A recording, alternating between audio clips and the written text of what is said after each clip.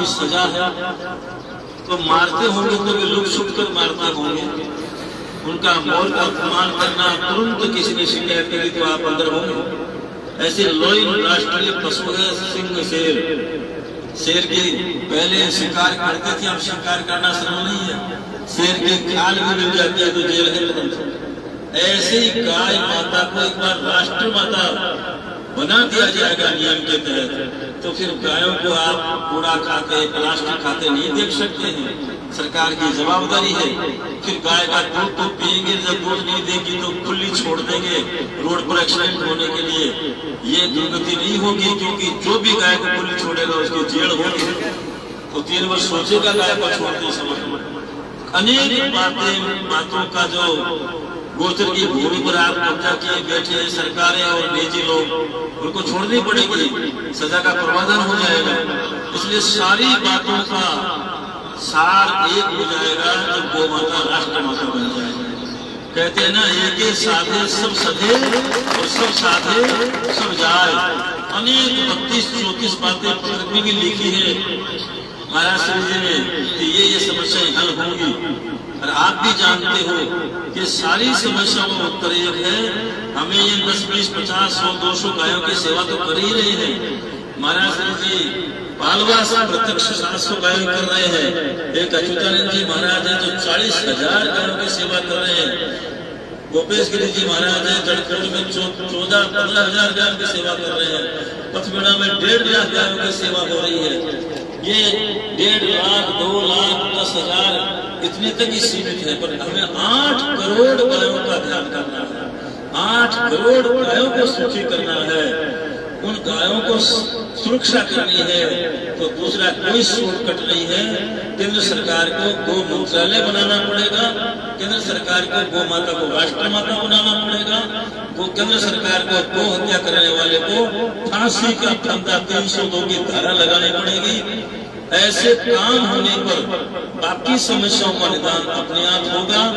और आप सबके प्रयत्न भगवान की कृपा से लग रहा है कि 27 अप्रैल वाला कार्यक्रम देश भर में जागृति लाएगा और सरकार मजबूर होगी ये काम करने के लिए। फिर भी संतों ने तय किया है कि माना 27 अप्रैल को न हो काम, 75 दिन का समय देंगे। 75 दिन में अनेक महापुरुष मिलेंगे सरकार से कि देश भर की 5,463 से आवाज उठी है। 8 करोड़ हस्ताक्षर हो गए हैं। 8 करोड़ लोग रोड पर आकर 2 घंटे में अनुरोध पत्र दे दिए हैं, बात मान जाओ। मान गए, बहुत अच्छा है। तो 27 जुलाई को अपन जिला केंद्र पर, जैसे झुंझुनू वाले जितने भी जिले के लोग हैं, नौलगढ़ वाले, दुर्गावती वाले, सब झुंझुनू केंद्र पर जिला कलेक्टर के सामने प्रधानमंत्री जी को धन्यवाद देंगे, सभा करेंगे। नहीं माने तो जो काम उद्यपुरवाटी या नौलगढ़ तहसील केंद्र पर किया, वही काम ठीक 27 जुलाई को जिला कलेक्टर जिला केंद्र पर करेंगे। फिर 75 दिन का समय देंगे वार्ता के लिए, समझने के लिए, बात मानने के लिए। माने बहुत बढ़िया है, न माने तो 27 अक्टूबर को प्रांत केंद्र पर लाखों की संख्या में प्रांत के सचिव और मुख्यमंत्री को ये बात बताई जाएगी कि अब मान जाओ ने उबाल आता जाएगा। फिर मौका देंगे 26 जनवरी 2027, उस समय प्रधानमंत्री लाल किले की प्राचीर से राष्ट्रपति जी बोलेंगे द्रौपदी मुर्मू जी कि अब आवश्यकता है गो हत्या पर प्रतिबंध लगाने की। मान गए, बहुत ठीक है। नहीं, 27 फरवरी से 790 जिले हैं, हर जिले से 1,000 गो भक्त जाएंगे दिल्ली। ऐसे 30 जिलों से 1,000 गो भक्त जाएंगे। 30,000 संख्या में 7 दिन के लिए वहां रहेंगे। बहुत भारी डेट लगेगा। दिल्ली वाले तैयार हैं, सबकी बहुत व्यवस्था करेंगे। टेंट के नीचे बैठेंगे, वहाँ माइक नहीं होगा, मंच नहीं होगा।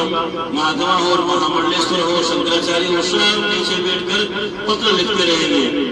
रोज एक जना 10 पत्र लिखेगा, 3 लाख पत्र रोज प्रधानमंत्री जी के नाम लिखेंगे। और ऐसा 6 महीने तक लगातार चलेगा, क्योंकि 30 जिलों का नंबर 7 दिन आएगा। फिर दूसरे दिन दूसरे 7 दिन, दूसरे दिन 30 जिले ये वापस आ जाएंगे।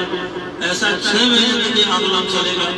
और फिर भी सरकार पैसे थी तो 9 दिन 1 लाख संत 9 दिन गंगा जल लेकर उपवास करेंगे सरकार को चेताने के लिए, फिर भी नहीं चेती। तो 108 संतों की सूची आ गई है जिन्होंने प्रतिज्ञाबद्ध हो गए हैं कि हम आमरण अनशन करेंगे। 5 संत बैठेंगे, उसमें गृहस्थी एक भी नहीं बैठेगा। 5 संत बैठेंगे, गृहस्थी उनकी सेवा की व्यवस्था करेंगे। अन्न जल सब छोड़कर एक का शरीर पात हो जाएगा, उसकी जगह दूसरा आकर बैठेगा। ऐसा ये अनवरत जब तक चलता रहेगा, जब तक गाय माता को राष्ट्र माता नहीं बना दिया जाएगा, गो हत्या पर प्रतिबंध नहीं लगा दिया जाएगा, जब तक अब हम हटेंगे नहीं, झुकेंगे नहीं और रुकेंगे नहीं। इस बात को लेकर जीवन का मरण, जीवन का प्रण, इसका सवाल है। इस अभियान को आगे बढ़ाते रहेंगे। इसलिए अभी नवगढ़ वालों, नूरवाटी वालों और झुंझुनू वालों, आपको अभी 27 अप्रैल की जबरदस्त तैयारी करनी है, क्योंकि शांति काल में तैयारी करने का मतलब टल जाता है। अभी शांति काल है, जितनी अधिक प्रयत्न करेंगे, तैयारी करेंगे, गांव गांव में प्रचार की दृष्टि से सारे प्रचार का प्रयोग करेंगे, गांव गांव में हस्ताक्षर करवाएंगे, तो काम पहले ही हो जाएगा, आगे युद्ध नहीं करने पड़ेंगे। उस तैयारी के निमित्त यहाँ आए बैठे हैं। मैंने संक्षिप्त में सारा रिपोर्ट आपको बता दी है। तैयारी आपको करनी है। पूज्य धर्मदास जी महाराज के चरणों में प्रार्थना है कि आगे 3 तहसीलों के आए हुए वो भक्तों को क्या करना है बताइए। हमें निश्चित करके जाना है कि हमारे क्षेत्र का एक गांव, एक गोभक्त और एक घर नहीं बचेगा जब तक न पहुंचा हो, जहाँ साक्षर नहीं हुए हो, और जहाँ 27 तारीख को गोभक्त तहसील के जरूर आए न हो, तो हम सही मायने में गोभक्त कहलाएंगे। ऐसे सबके चरणों में प्रार्थना है। पूज्य धर्मदास जी महाराज से प्रार्थना, आगे का हम सबको मार्गदर्शन करें। बोलो गौ माता की, बोले गौ माता की। महाराज श्री ने हमें इस अभियान के बारे में संपूर्ण रूप से जानकारी दी। ये शांति प्रिय अभियान है।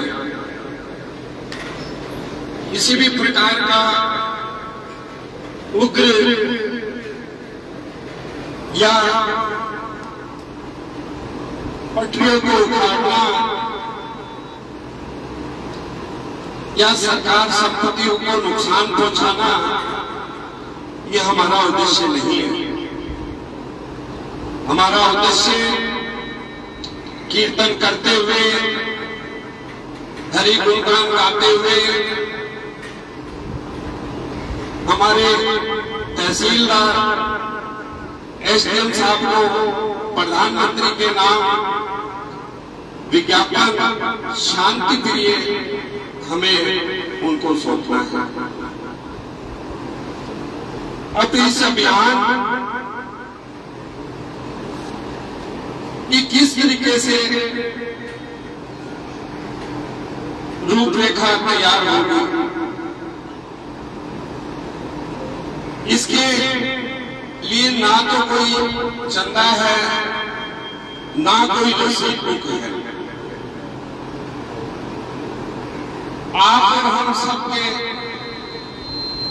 सहयोग से ही गौ माता के लिए इस अभियान को जो संपूर्ण रूप से सफलता के लिए जो सहयोग है वो आप सभी का है।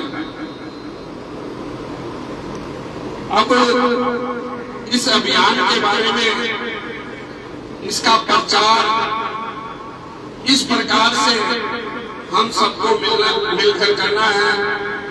इसका विज्ञापन इस तरीके से लेना है।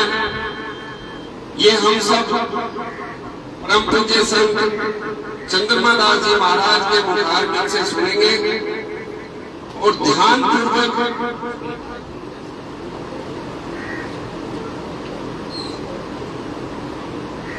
अभी आपको और भी इस अभियान के बारे में जानकारी दी जाएगी। और हमारे बीच में योगीनाथ जी महाराज से मैं निवेदन करूंगा कि इस अभियान के बारे में संचालन रूप से अपने मुखारबिंद से सभी आए हुए गौ भक्तों को मार्गदर्शन दें। बोलिए सच्चिदानंद भगवान की। मैं तो जा ही रहा था बामणवास, इलावा के पास एक गांव है, वहां बामणवास जा रहा था, मगर वहां में नरेश नाथनी ने फिर टेलीफोन किया, यही मेरा कार्यक्रम था नवलगढ़ में, तो उन्होंने कहा कि चंद्रमा दास जी महाराज आ रहे हैं वो अभियान को लेकर, तो आप जा रहे हैं। मैंने कहा चलो कुछ देर लेट होंगे, संत के दर्शन हो जाएं। कहते संत मिलन को चालिए तजमाया अभिमान, जो जो पर आगे रहे दे तू ये समान। चंद्रमा दास जी महाराज के दर्शन के लिए मैं आ गया। ये गो सेवा हम सनातनी है, दो एनर्जी काम करती है इस धरती पे। दो तरह के मनुष्य हैं, ध्यान से सुनना बात। दो तरह के मनुष्य हैं, एक गाय की सेवा करने वाले हैं और एक गाय को काटने वाले हैं। अब गाय को काटने वाले मैं बताऊं कि जब भारत की जनसंख्या भारत आजाद हुआ था, तब भारत की जनसंख्या 25 से 30 करोड़ के बीच में थी। उस समय करीब 150 करोड़ गायें हुआ करती, यानी 1 आदमी और 5 गाय। आज भारत की जनसंख्या 140 करोड़ के आसपास है और भारतीय गोधन मात्र 10-12 करोड़ बचा और कुछ बचा नहीं है। ये युद्ध चल रहा है, ये लड़ाई चल रही है। ये गाय खाने वाले लोग, ये गाय खाने वाले लोग पहले लड़ते थे कब? गाय की सेवा करने वालों से जब ये 40-45% हो जाते थे, तब गाय की सेवा करने वालों से युद्ध करा करते थे, लड़ा करते थे। लड़ाई आज की नहीं, गाय काटने वालों के बीच में और गाय की सेवा करने वालों के बीच में ये युद्ध बहुत सालों से चल रहा है, सदियां गुजर गई। मगर ये कब करते थे? जब इनकी जनसंख्या बढ़ जाती थी, तब ये गौ सेवकों पे हमला करते थे। मगर आज का जो निवेश हो गया, आज आपकी ताकत को ये लोग आपने लगे हैं। दिल्ली में उत्तम नगर में हादसा हुआ, वहां पे 300 परिवार हिंदुओं में रहा करते थे, 6 परिवार मुसलमानों में थे और 1 आदमी को